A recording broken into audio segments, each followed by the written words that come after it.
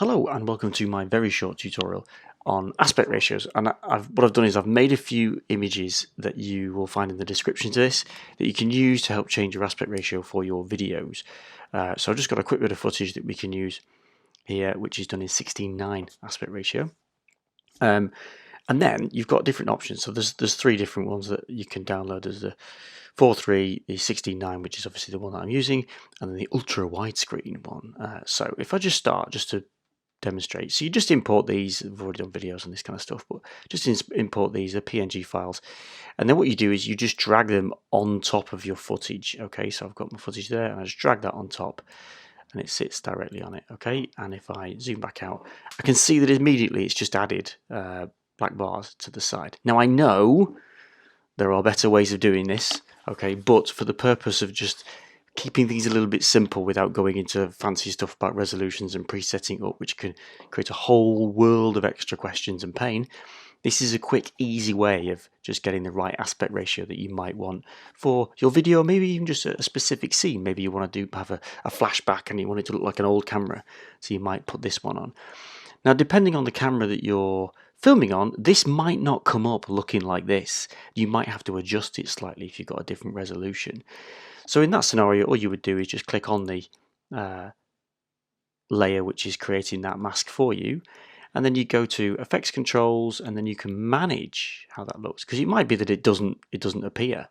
Okay, and then you can just go in on scale and you just turn the scale up or down. So for example, if I go make that smaller, I could, you can see the edges of it there.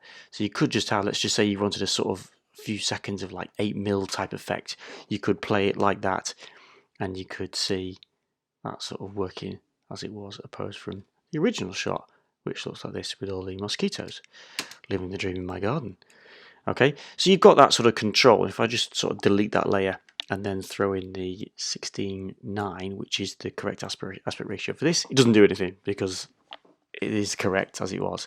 Now you might find that it doesn't appear. Again, you would just click on it and adjust the size until you get the right aspect ratio. Now what you want to do, I'm just going to demonstrate with the last one, the ultra widescreen.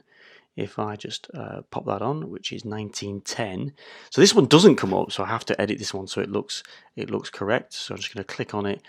I'm going to go over to scale. I'm just going to move my mouse over that and make it bigger or smaller, and I can manage where that comes in. So I don't want the black bars at the either end. I just want them at the top or bottom. So I'm going to just do. Now, it's actually no, off the top of my head, it is actually 76% actually works. However, you want to get this right. So what you'd want to do is you've got an option down here as to how much you want to zoom in. So I could zoom in, say 50%. Oh no, I've done the opposite there. 150%. So I'm closer in on my footage, and I can move to the side using the slidey bar there. And then I can do this to sort of just see when it exactly goes in and out of shots. So I've got that. I can put this back to 100. So when you're doing yours, you just click fit, it'll just go back to whatever works for your screen. I've now got my rather beautiful ultra widescreen effect, which for that particular shot looks really nice with all the mozzies flying around and the leaves blowing in the trees. Dead simple, works really well. Then with a bit of colour grading on top, you end up with a really nice shot. One more bit that you might need to consider when you've added this and you've turned it into widescreen or whatever it is you decided to do, it obviously changes your composition. You might find that you've cropped out parts of the picture that you didn't want to. Maybe it's the headroom or something. Ideally, you need to have this sort of, you should film it in the correct format, but it's not always possible. But have this in mind while you are recording.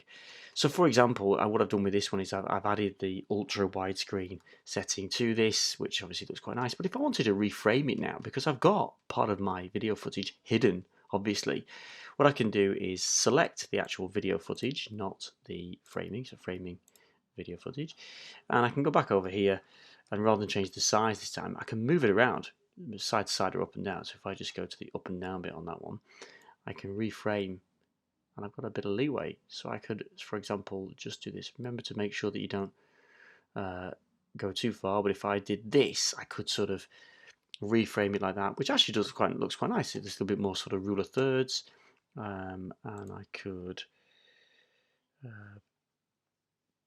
have that playing out, which looks quite nice. So you've got a bit of leeway to sort of move it around. I warn you now, having done this myself, it can be a bit of a nightmare if you then end up moving every single shot. But again, if it looks good, it's worth the extra time. Worth a quick go, and as I say, you'll find the black bars to use for this in the description. Enjoy. Hope it's helpful.